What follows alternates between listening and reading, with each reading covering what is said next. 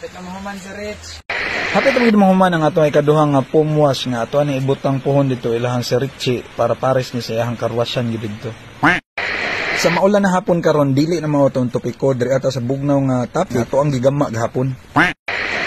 Gahapon na to ni nakuan na namugna niya tarang iyang power supply. Sig paingon mo ni kas tagi-charge pa tanang kuan na to Portagen. Diba, naka-charge na tanang abuga and then kani ang iyang supply tanawan niyo. See that napalong mo ni control man sa tanan. On. Sina pa na dre ang switch oh. Kaning pang dimmer. Napalong on.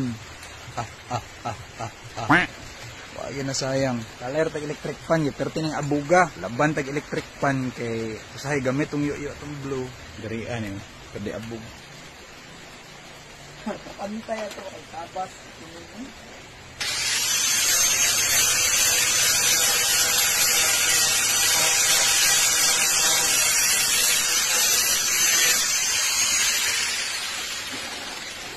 Okay, gini. Oh, dako kay sobra. Wala bahala ni Bye.